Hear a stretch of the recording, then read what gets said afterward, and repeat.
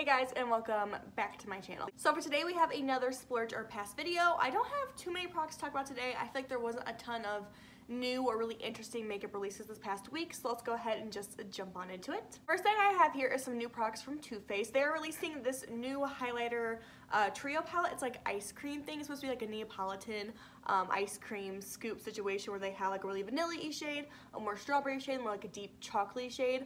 I am not personally interested in this like triple scoop highlighter palette because like I've mentioned in the past, I don't love highlighter palettes that have like a bunch of different colors that are not going to work for you. Like I'd rather have a brand release multiple highlighter palettes for each skin tone. That way you can get a variety of highlighters catered for your skin tone versus buying a highlighter palette that has shades you can't even use, if that makes sense. And I just feel like with this one I would never be able to use the middle shade or the shade on the far right because they're going to be too deep for my skin tone, and so it makes no sense for me to buy a highlighter palette where I can only use one shade, you know. So I just wish brands would do more like inclusivity when it comes to palettes like that. I do think it's like a cutesy idea because it is like ice cream Neapolitan themed, but I'm just going to pass on it because I don't really need it, and it's like $42. And that's a lot of money to spend on a highlighter palette where I can only use one shade. And I have highlighters I know and love, and I have plenty of them, so I'm not really interested in this highlighter palette. I do think it's like cutesy. For me, Toothpaste does like way too much with their packaging. Like it's almost too cutesy and overboard. Like most people buying your products are not 8-year-old girls. Most of us are like grown adults that buy makeup, and so I don't know why they make their packaging catered towards children. Like I just think that's so weird, but that's a whole different video there. However, the other product they are releasing I'm actually super interested in. They are releasing a Tutti Frutti, the Pineapple Glow Moisturizing and Brightening Face Mask. I love skincare. I'm definitely getting more and more into skincare as I get older. I'm definitely not old. I'm not even 20 yet, but I am getting more and more into skincare as my skin is changing. I definitely don't have the same skin I did when I was 15. Who freaking does? So I'm just getting more and more into skincare. I'm learning to take care of my skin more and more as I get older. And I really like the claims this mask is giving. It claims to be, you know, brightening. It's gonna give you some radiance, smooth out your texture, and girl, I have so much texture. It has glycolic acid in. I love glycolic acid so much. I just think it works so well for my skin. And it also has pear, lemon, and apple extracts to work together to hydrate, leaving the skin plumper, softer, smoother, and brighter. And it's supposed to smell like pineapple, and you know your girl loves pineapple, coconut, mango, anything that's like fruity and tropical scented I am all about. So I'm really interested in this face mask. I hope it's good. I really want to get it. It is $42, which is really expensive for a face mask, but it is a high-end brand, so I kind of expected that. If I see it in Ulta, I'm more than likely going to pick it up, but I don't see myself going on my way to order this online. I'm really bad when it comes to in-store shopping. When I'm in stores, I will buy almost anything and everything just because I can't help myself, but if I have to like go to the website or go to Ulta to buy it online, I more than likely won't do it. I don't know why I'm like that. That's just how I've always been. But yeah, if I see it in stores, more likely I'm going to snag it. But it really does intrigue me. I think it's interesting. The highlighter palette I want to pass on, but the pineapple face mask, I really want. This next collection I have seen a lot of controversy about online. I'm talking about the new Kylie Cosmetics Skin Care line. Personally, for me, I think it's interesting. I don't want to pick anything up from it though because I have a few reasons. For one, it is kind of more expensive, and I don't like to use super high-end skincare. Like my everyday skincare routine, I use like a drugstore face wash, moisturizer, and things like that. I like to have my expensive like masks and stuff like that because I don't use them as often. But when it comes to my everyday skincare routine, I like to keep pretty minimal and inexpensive because that's just how I roll. And this stuff is all over $20 for like a face wash and things like that, so I'm really not interested in that per se just because of the price. And not only that, we all know Kylie Jenner is a millionaire, billionaire now, I think. Her skin probably isn't this good because of this skincare line that she created. Not saying she doesn't use it or it doesn't help her skin, but when you are a billionaire, whatever the hell she is now, you obviously get skincare treatments, you get like really fancy facials. Your skin isn't bomb because of a $20 freaking face wash. I just refuse to believe that. So I feel like it's misleading because Kylie Jenner, her skin isn't like that because of this product. Not saying this product isn't good and helps her skin, but I know I'm not gonna have Kylie Jenner skin by using this stuff. And not only that, I'm questioning some of the things she's launching because there's a walnut face scrub, and by reading the comments on Trendmood, I don't feel like that's going to be very good for your skin. I feel like it's going to be way too abrasive and harsh. in my personal opinion. So yeah, some of the things she's launching, I'm just like, I don't know about all that. And a vanilla milk toner, I like vanilla in like my perfumes and candles, but to put vanilla on my skin, I don't know if that's okay.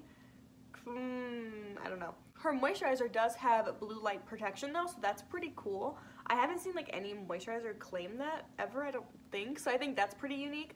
But I'm just gonna pass on the Kylie Jenner skincare stuff unless I hear it's like the best skincare in the entire world and I absolutely need it. Because for the most part, I'm pretty happy with my skincare routine. I don't want to spend the high cost point to get these products, knowing her skin's not like that because of these products. It's because she's a millionaire.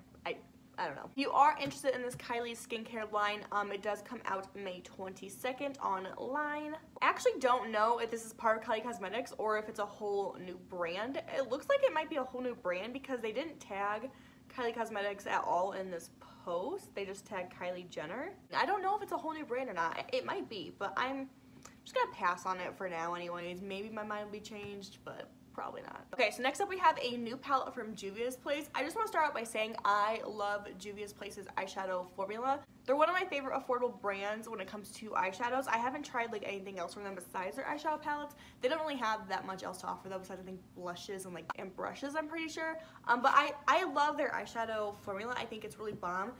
But the issue here with this new palette, it's supposed to be like a coral themed palette, and half of it is cool toned. And don't get me wrong, I love palettes that are half warm tone, half cool tone, because I think it gives you a good variety, especially if you don't have a ton of cool toned options. I just don't understand why they did it with this palette, because it's supposed to be a coral themed palette, so I would expect to see corals, oranges, pinks, even reds, maybe even burgundies. I don't expect to see silver in with my corals. Not a color combination I would ever wear together myself, and so I just think it's kind of strange they chose to put those two colors together, because I just feel like nobody would ever wear an orange and a silver eye look. I don't know, maybe you do. I just think it's kind of strange, and so for me, I think I'm gonna pass on this. It is $20 if you're interested in it, and it is available now. I will link it down below. But yeah, I just feel like sometimes Juvia's Place does a really weird thing with their color schemes of their palettes. I feel like they either really kill the color scheme or they just throw random colors together and it makes no sense. Does anyone else think that about Juvia's Place's eyeshadow palettes? Because I just feel like sometimes they have the most randomest colors all together in one palette. And it's like, what kind of look could I even make with this? Like, this makes no sense. And this is one of those palettes. I can do some looks with this palette, but it's just a weird color combination in my mind. And I don't really wear grays. I really don't wear corals that much either. I wear like warm tone neutrals, but I don't wear corals, so I'm just gonna pass on this. But it is pretty, it is unique. I don't really see a ton of palettes like this on the market, but it's just not for me. I know I am probably the only person excited about this launch because I feel like everyone else is so tired of seeing these two collab together. But Desi, Perkins, and Quay, I have been told it's pronounced both ways by so many different people. I have no clue how to pronounce this sunglasses brand's name. I'm just gonna say Quay Australia because I'm pretty sure that's how you're supposed to say it. But Desi, Perkins, and Quay Australia are back at it again. They are making 3 more sunglasses. I like their collaborations. I think they make pretty bomb sunglasses, if I do say so myself. I only own one pair, and it's the blue light pair, but I definitely wanted to pick up a pair of their sunglasses for the upcoming summer season. And these sunglasses look so bomb for summer. Basically what they're doing is taking the styles Desi's already created with them and making them rimless. And I think that's really cool because it makes the sunglasses less bulky and more like lightweight. Making them rimless in the style high key, and they're doing that in 3 colors. They're doing it in a fade from blue to turquoise, which I think is really pretty, but I don't know if I'd get that one. Gold lilac, and then a black fade. I think I want the black fade rimless, plus it would match pretty much anything and everything I have in my closet, so I wouldn't have to worry about like not matching my sunglasses to my outfit. And along with the high key, they're releasing a Don't At Me and a black fade. I don't really care for the style of the Don't At Me's. I just don't really like pointed sunglasses. They don't look good on my face shape, I don't think anyways.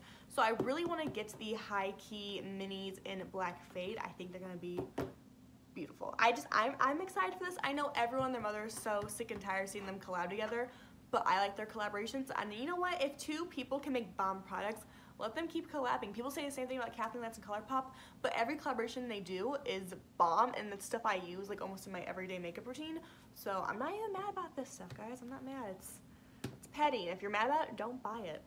Really quickly, Colourpop just released some new liquid lipsticks. They're doing this for their birthday month celebration because I believe they did start about 6 or 7 years ago in the month of May. So I think it's cool they're doing a bunch of different like birthday themed products.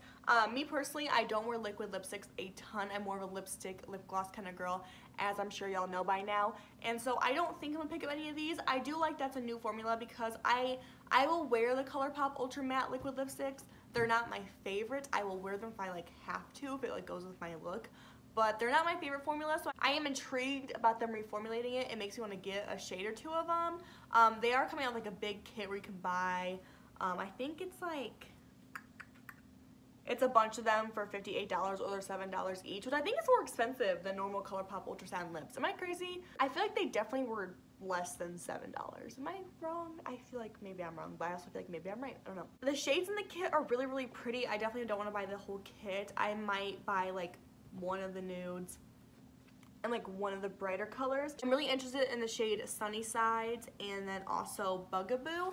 One's like a new, one's like an orange. Are we even surprised? No. But I don't know for sure if I'm gonna get these. I feel like probably not, especially if they are limited edition. I'm not gonna go out of my way to go buy them. Intrigued me because of the new formula, but I also I don't wear liquid lipsticks. I am trying to declutter my lip stuff right now. I'm in the process of that. So I definitely don't feel like this is the time to keep adding more and more lip products to my collection, so I'm about to pass on these for now anyways. Maybe I'll change my mind. Okay, I have 2 more things I want to talk about, and they are both from brands I don't purchase from, so I'm not going to be buying either of these products, but I had to talk about them because they do interest me, and I feel like they are definitely going to interest a lot of you. So the first thing being a new Morphe eyeshadow palette, their 39S palette for $35. This palette took my breath away when I saw it, and I don't wear purpley pink eyeshadows like hardly ever. I've gotten more and more into it, but I still like don't wear them enough to go buy a whole palette like this. I do think the palette is so breathtaking, and there are some shades in here I'm like, oh my god, that is so unique, so different, just so vibrant looking. I'm not gonna be buying it because I don't purchase from Morphe anymore. They're not a brand I really support, but I think this is a really pretty palette. However, I do feel like if you have one of the Jaclyn Hill Boldt palettes, the purple one, I think it's called Bling Boss, I don't feel like you would need this one because I feel like you have all the purples you need in that palette. So I do think it's interesting they made a whole purple palette when they kind of already have that with Jaclyn. And also, if I'm being super nitpicky, the bigger shades in the middle are all shimmer shades, and that makes no sense to me as a consumer because I'm more than likely going to run out my matte shadows before I do my shimmers. Even like with the purple palette, like you just go through mattes faster because you use more matte shades in your looks than shimmers most of the time with most people. So it just makes no sense to me that they decided to make the bigger pans shimmer colors. Like, that's so weird to me. I don't understand that at all. The palette is really, really pretty, and it's getting a lot of hype online. It's gorgeous, but I'm not going to be picking it up for personal reasons. The last product I had mentioned in this video today is from Huda Beauty. I've mentioned it before. I don't purchase from her either. I know I'm a pain in the ass, and I'm really particular about the brands I purchase from. Huda Beauty is not a brand I support, but I did want to mention the setting spray because it has a lot of people online talking right now. It is getting a lot of comments on the internet right now. Are you even surprised? It's the internet. We all have something to say. But Huda Beauty is releasing a new setting spray, and it's like an aerosol can mist. Very similar to what Morphe has. I have purchased Morphe's setting spray in the past. I liked it and I used it all the way up, but I never repurchased it just because, again, I don't buy from them, and I like finished it at the time that I didn't buy from them anymore. Anyways, so I do think the idea of having like an aerosol setting spray is pretty cool because you can just have a continuous mist. You don't have to keep spraying it. It does hit a greater surface area on your skin, so I like that idea. Some people are saying online that it's too expensive for how much product you get. You only get 100 milliliters, sorry, for $32. I don't know if that's expensive. I don't know how much setting spray comes in a can typically, but for a high-end brand, $32 for a setting spray is pretty typical, actually kind of on the cheaper side. I'm pretty sure the Urban Decay All Nighter is like $36, maybe even more expensive, so I don't feel like the price is bad for a high-end setting spray. But it is weird they decided to launch this because Morphe already has the same exact concept and even the same packaging, almost the same like black matte packaging, but for way cheaper, and I feel like no one's gonna go buy the Huda one because the Morphe one is probably pretty identical. I mean, it's a setting spray.